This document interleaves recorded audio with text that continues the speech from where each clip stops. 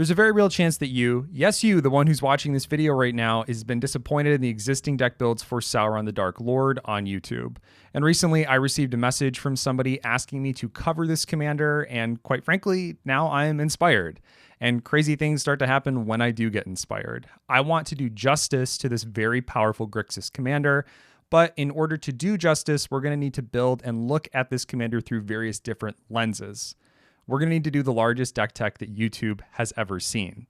We'll be building this commander in all of the most popular themes in this video, giving you the best recommendations on the cards to include, but also to avoid, all the while giving you every single deck list along the way, budget lists included. So let's get started. All right, before we get started, I just want to shout out my Patreon. I have brand new tokens that will be arriving just in the next couple of weeks. So if you want to receive one of those signed just for signing up to the Patreon, head over there now to be one of my very first Patreon supporters. On to the rest of the video. So let's identify the most popular themes per EDH Rec. So today we're going to be tackling zombie tokens, Reanimator, Wheels, Aristocrats, Treasure, Legends, and also Historic. And despite the wide variety of build paths here, we do have some staples that can easily be included across all decks. And because of this, we're going to be adding a section to review the commonly included cards. Under the same banner, however, there are certainly many commonly included cards via EDH Rec that I completely disagree with including across all of our decks. And we're going to be breaking down some of those as well, just to make sure we're all on the same page moving forward. On screen now are the cards that will be slotted into every deck. There are consistency pieces, flavor wins, and auto-include lands, which will benefit us no matter the deck that we're running. And of note, yes, I am running a Mount Doom in every list. I don't think I need to explain myself on this include. You also see Mystic Remora, to which you might be asking, isn't that just good stuff? Yes, it is. That's kind of the point of this section. It also is relatively inexpensive when compared to its brother, Rhystic Study, and should still net us tons of advantage regardless of the deck. I also think that Counter Magic is simply too good to not include in our lists, which is why cards like Arcane Denial and Delay are also being slotted in across the board. Teferi's Ageless Insight turns the self-draw from Sauron into 8 cards instead of 4 when the ring tempts us. Not to mention, this is just an effective, budget-friendly draw engine from us, and I wouldn't skimp on this include. But let's talk about the expensive elephant in the room, black market connections. Surely I have a justification to include this, but leave out Rhystic Study. You're a very astute viewer. I do have a reason. This card isn't just value generation. It also allows us to make a shapeshifter with Changeling. This is so important, allowing us to make a shapeshifter the turn before that we play Sauron.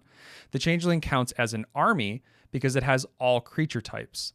This means that once we play Sauron, we can swing in with our shapeshifter to trigger Sauron the same turn. This helps set up our graveyard, accrue advantage on the board, and if you're allowed to make multiple changelings, we can trigger Sauron multiple times the turn that he comes into play, effectively just self-milling us. It just seems way too good not to include, despite the $15 to $20 price tag. What about the cards that we didn't include? Now, I can make an entire separate video just on the cards that we are excluding today, so for all intents and purposes, we're just going to cut to the good stuff.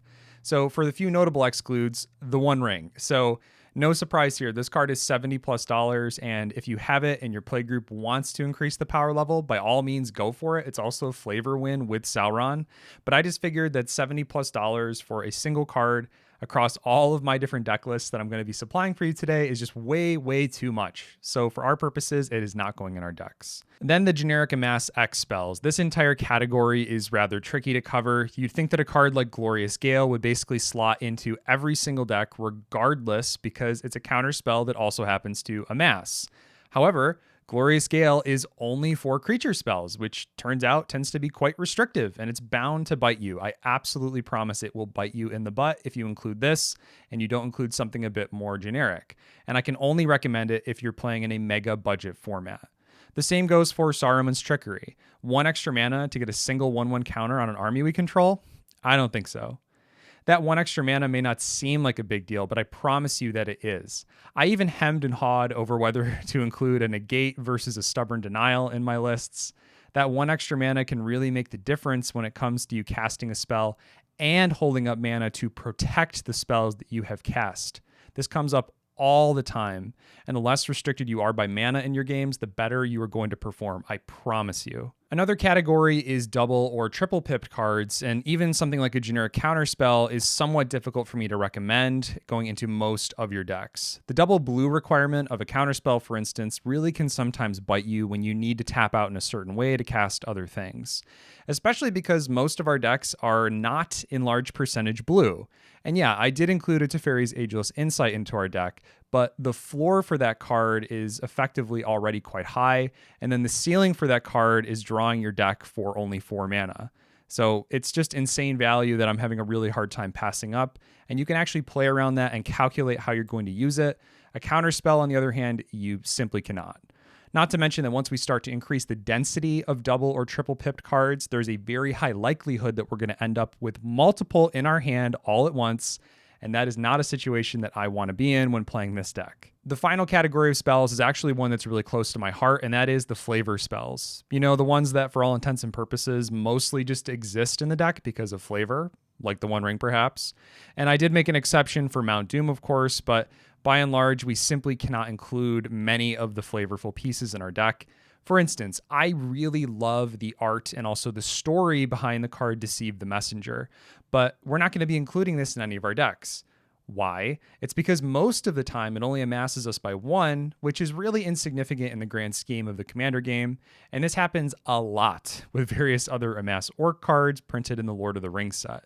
They simply just aren't good enough. And to be completely plain, the real bread and butter of our commander is in that second ability to discard our hand and draw 4. That's the part that should excite you, not the prospect of making a really tall orc army that simply dies to literally any removal printed in the last 30 years. I'm not generally a big fan of zombies, but the zombie token spin is certainly appreciated. And with the recent errata to how armies are treated, having an undead orc army actually seems pretty sweet. And this may not be my favorite theme, but that doesn't make it any less fun to play, growing our army to some insane heights and swinging in for big damage with our various evasion pieces and also army support. Now, obviously, in this case, the best card to include is Orcish Bowmaster, but I'm a bit too proud to include this here. If I included it in this deck, I would effectively have to include it in every single list because, quite simply, it is that good. And listen, I want to punish card draw as much as the next guy, but a $45 or $50 card spread across 10 different decks really adds up, and it really starts to make you question, is this really necessary in this deck? And I think the answer, as you'll see, is no. I should take this time to talk about evasion and also death touch. So I initially thought that Vizier of the Scorpion was really bad until I started to do my own playtesting, and then you quickly realize that our orc army won't always be this massive hulking army, and having ways to grant death touch can oftentimes simply count as evasion. If a 3/3 army with death touch attacks someone who only has out their commander, for instance, what are the odds that they're going to block? Probably pretty low, allowing you to trigger your commander more consistently. Now, the same goes for more direct methods of evasion, such as Warg Rider, Gleaming Overseer, and also Eternal Skylord. And then one neat interaction is, of course, Trample with Death Touch. If we have a huge army on the battlefield and we have our Vizier of the Scorpion plus any way to offer this trample, maybe like a Dreadhorde Twin, for example, even if our opponents block, we only need to assign 1 damage to the creature that's blocking us, and the remainder of the damage tramples over. Many of you probably already knew this, but for those of you who didn't, you're welcome. And this again is in further support of Vizier of the Scorpion. I think it's actually a really good card for this list, so don't sleep on it. In future decks, our graveyard is going to be absolutely paramount, so including something like a Skeletal Scrying will be completely off the table. But in this current version of our deck, we have plenty of self-mill with our commander, and being able to reload your hand effectively for the cost of 1 black mana and a little bit of life loss is actually really great. Again, I'm not going to be including this in a heavy graveyard-focused deck, as we'll see, but I think it works really well here. In addition, speaking of card draw, we have Village Rite effects as seen on screen now, and then these will be great no matter what type of deck we play, and some are better than others. For example, I would take a Deadly Dispute over Village Rites any day. But without effects like Rhystic Study, we do need to include some sort of reliable card draw, and being able to routinely sacrifice a small army for value is actually pretty amazing. And don't forget to hold up this type of card draw. Most of it is at instant speed, and this means that you should take full advantage of your army, blocking with it, or at least attacking prior to sacrificing it for value. I also wanted to try out a new to me card, Tormented Thoughts. It seems really mean, and if you think this is too much for your table, just swap in something like a Fanatical Offering. Before we move on, I do want to take a moment to highlight some of our win conditions. Now, you can certainly win through damage purely with your army, but we know that attack damage in this capacity is really not all that reliable. We need other ways to impact our chance to win, and I have a really dirty card included here that other people will never see coming. Cards like All Will Be One offer incremental damage to our opponents or board control depending on our board position. Chandra's Ignition and Essence Harvest are amazing ways to not only take advantage of our big army, but also close out the game with direct damage. And my final card that I want to talk about is Tainted Strike. Now here's the thing. I really don't think that it's a reliable win condition. In fact, it requires you to have various things all going right at once in order to work, but hear me out. We have so many ways to build up our army really tall, it seems nearly impossible we won't at some point at least have an army with a power of 9 and then some sort of evasion, or an army with massive stats and trample. I mean, you get the picture. And I know that Infect may seem cheap, of course, but games have to end, and surprising your opponents like this isn't really a dirty way to play, I would argue. They have every opportunity to remove your army beforehand, stop the synergy pieces, they can block your army, and if they choose not to do so, that's their decision, and you get to profit off of that by KOing them in one quick instant with Tainted Strike. Give it a try. Now, you might think I'm done, but you know me. You know that I have to go above and beyond and produce all of these extra decks for you. That way everybody is happy, or at least most of you are. So on screen now are the most expensive cards in the deck, totaling around $75 to $100 to purchase. And that is Black Market Connections, Chandra's Ignition, Toxic Deluge, Sakashima, and also Relic of Sauron. Now, with some very simple swaps in this case, including swapping the talismans for signets, for instance, and adding alternative win conditions with big spells such as Assault on Osgiliath, we have a very effective budget deck in the zombie token theme. For the remainder of the video, I won't directly be referencing my budgetary includes and cuts, but just know that I made a budget version of every single deck, totaling 10 total decks, so you have all of the options at your fingertips. Choose your deck in the description below. Let's get on to the next one. So now we're on to wheels, and I'm going to just put this out front. There are certain includes from this point on that are just going to make it into pretty much all of our decks. A Windfall, for instance, is not only a great wheel effect, but also excellent in Reanimator builds, allowing you to ditch the big, stupid cards in your hand and draw into more of your reanimation pieces. The main difference between a Wheels deck and also a Reanimator deck is that Wheels is directly punishing our opponents for drawing with Nekuzar-like effects and also profiting off of our own card draw. For example, we may include something like a Thassa's Oracle and Demonic Consultation combo in a Wheels build, but we're unlikely to be including more of the mass reanimation spells in a Wheels deck, just because. It doesn't absolutely have to fit in there, and it doesn't really fit our theme. As I started to go through the various decks listed on EDH Rec just to get inspired and also find interesting deck includes for this video, I started to realize that most people will call it a Wheels deck when really it's more of like a hybrid. They have 3 or 4 wheel effects, sure, but mostly it's about the reanimation package in the deck. Or maybe instead of the reanimation package, there's a heavy focus on the zombie token theme mixed in there as well. And, you're focused on wheeling. You're calling it a Wheels deck. This is simply splitting your direction too much, and I think that we can do a little bit better. Out of the hundreds of decks that I actually looked at, only about 5 or 6 had a real core focus on wheeling our opponents. And admittedly, there's nothing wrong with building out your deck more broadly, so to speak, but I really wouldn't expect it to do the thing when you're going in a more broad build path as opposed to something more focused. If you're going for a Wheels build, focus on the Wheels build, if that makes sense. Anyways, I'm just saying this because I'm hoping to challenge you, the person watching this, and inspire you to look at your deck more critically. Does this card actually synergize with my commander and the theme I'm going for? Or am I including it just because it fits the general build of my commander? These are the types of questions that I think need to be asked in order for you to be a better deck builder. Also, subscribe to my channel, please, and thank you. This video took many days. Okay, moving on to the next section. In this version of the deck, I felt that it was absolutely imperative to include additional counter magic because our individual casts are a bit more important. Now, if you've run Wheels in the past, you know that you can absolutely end up in the situation where you run your hand out and you're in the need of having that wheel effect happen, only for it to get countered. It really sucks.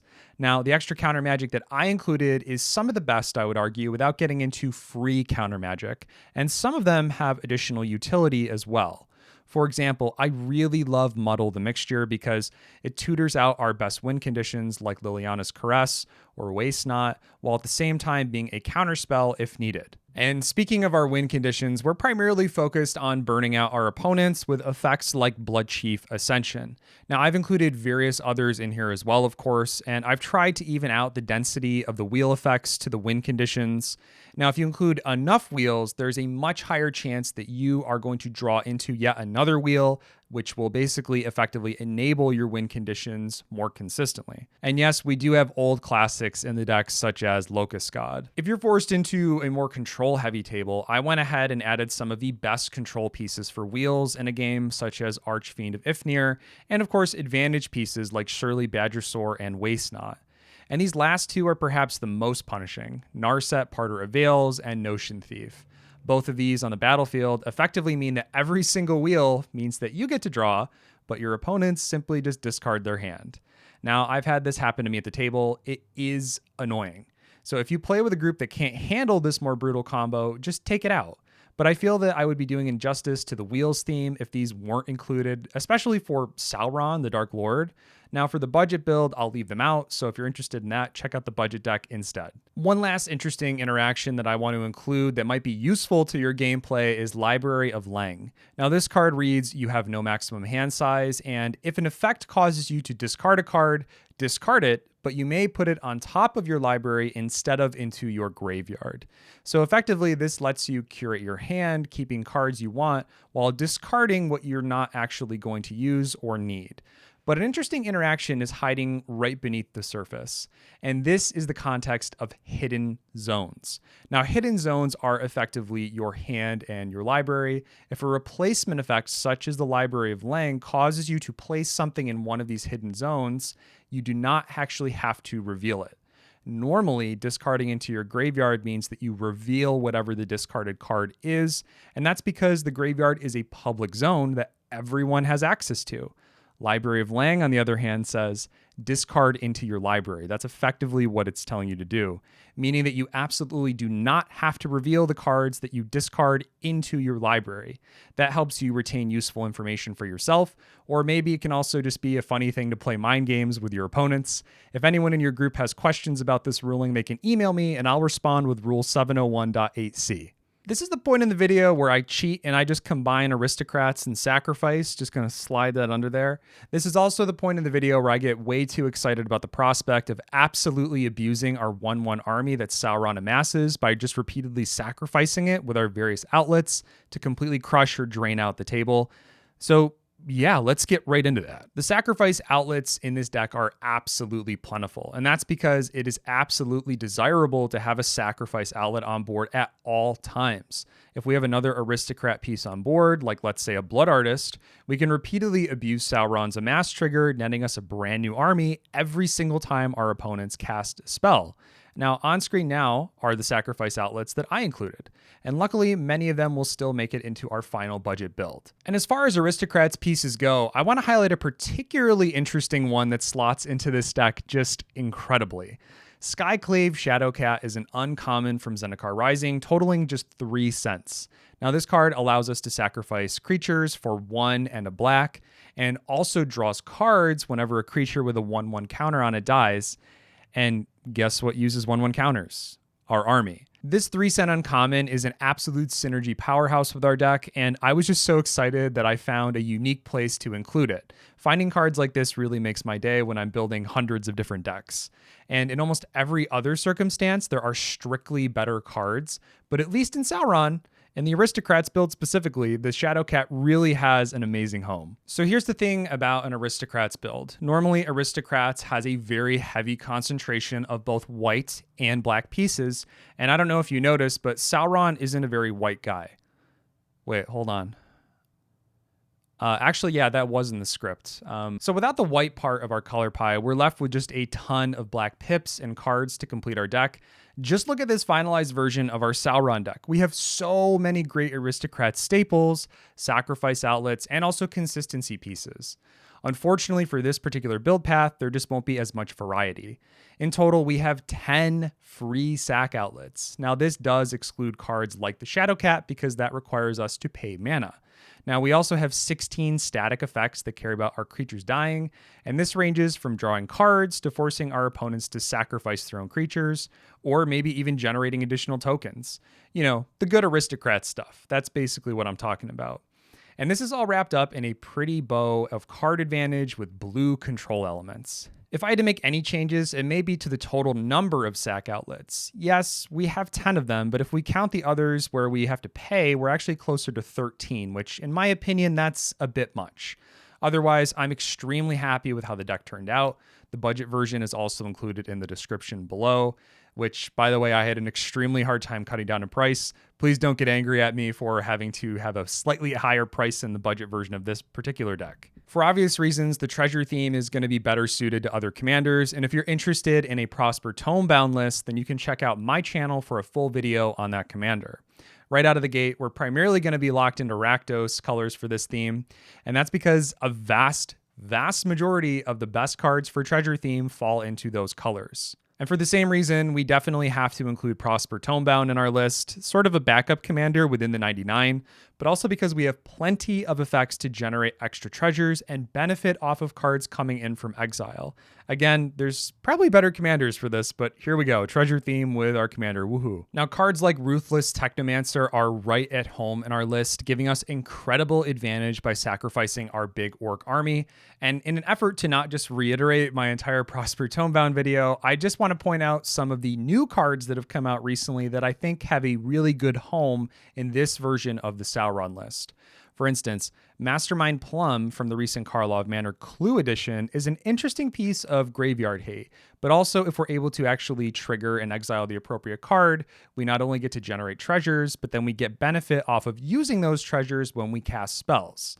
Likewise, Kellogg Dangerous Mind is another brand new card that is right at home in our list and is made the last minute addition before making this video. Immediately making us treasures and a difficult target to block in the early game, it'll help us curve out into bigger spells, and then later, if we can afford it, steal our opponent's creatures away from them, which is super brutal, but I think totally on theme with Sauron. Now, I will point out that one of the big differences between this Sauron list and a Prosper Tomebound list is that we're relying more heavily on the treasure producing cards and the value pieces associated with them, like Chimil of the Inner Sun and Reign of Riches to net us advantage over the course of the game.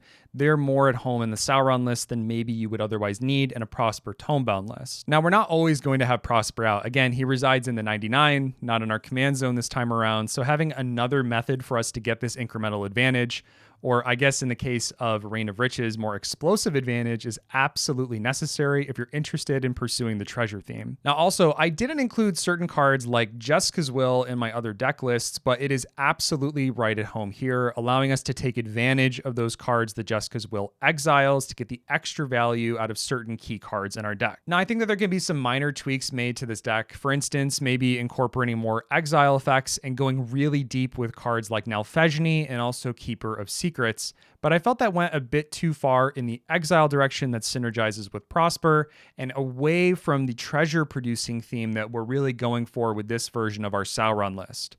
Overall, it was a difficult build, and hopefully with time, more cards will come out to further support this specific build path with Sauron, and the budget deck is also listed down below. So technically, we have two deck lists left, which is Reanimator and also Legends theme, one of which I'm excited for, and you probably already know if you've watched my other videos which one it is.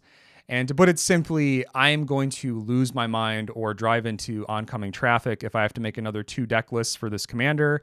And I just want to keep the video moving. So we're going to have to cut one of these out. Cough, cough, it's going to be the Legends theme. So let's make this video possible. We're going to end on the Reanimator theme. And honestly, this is probably one of my favorite ways to play this commander.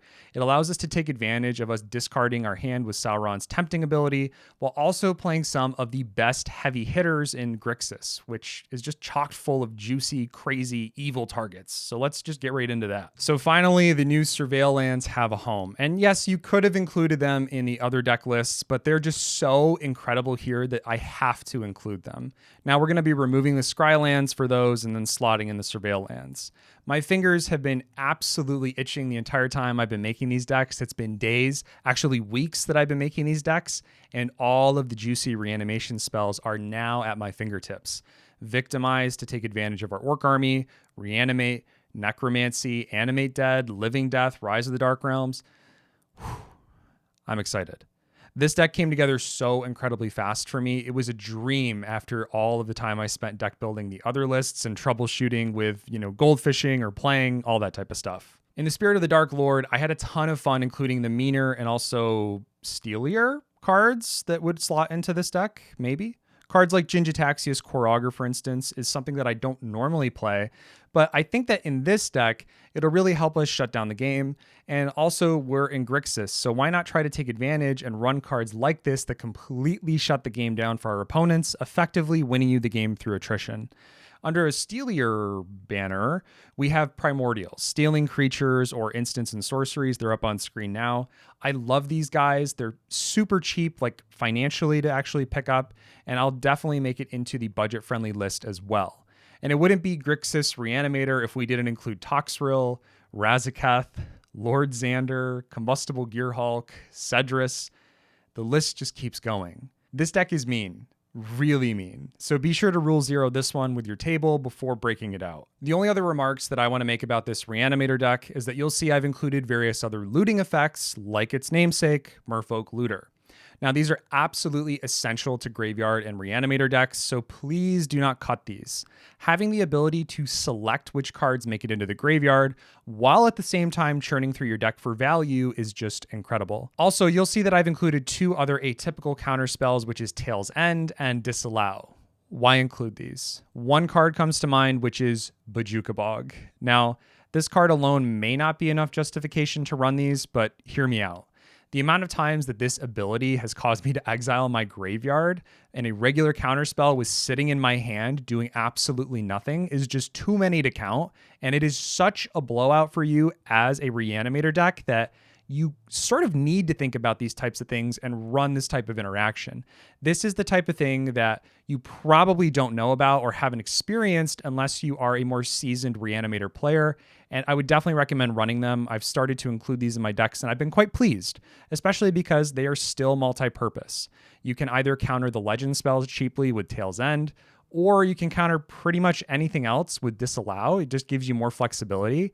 I think that you'll find that if you leave up the mana available to use these in a response to your opponent's effects and spells, you're going to be a much happier Reanimator player.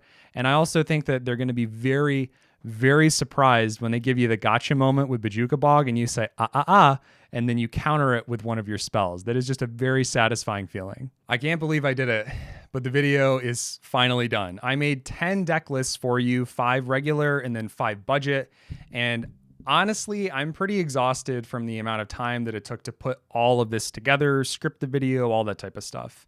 Now, I was inspired by a viewer submission, so if you're interested in seeing your commander make it into a video, I'd really love if you would leave a comment down below telling me what you would like to see next. Also, I did defer the gameplay video that was scheduled for this time slot in order to make this video happen. So be on the lookout for a gameplay video coming very soon to the channel. You're not going to want to miss it. Subscribe to the channel so you can be aware when that video comes out. And as mentioned at the very beginning of this video, my Patreon is the place to support what I am doing here. I'm adding extra deck lists over there for my patrons to see. So if you're interested in some of the quirkier deck builds that really can't make it onto the main channel, subscribe to my Patreon for more of that. And finally, I also have some tokens that are currently being printed, and I should have them available in the next couple of weeks.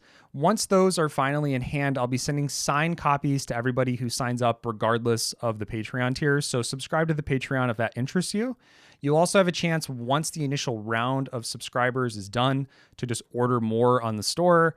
And I'm in the process of working with an artist to get an additional 7 tokens completed in that Matchbox style. And this is all a limited run. Once it's done, it's done. I'm not going to be running more of them. I'm just going to be commissioning more artwork for something different. So if you want these tokens, now is the time to subscribe to the Patreon. That way you have your first crack at them. Thank you so much for watching. Support my addiction so I can support your addiction. I've been Kyle, and I'll see you in the next video. Boromir did nothing wrong.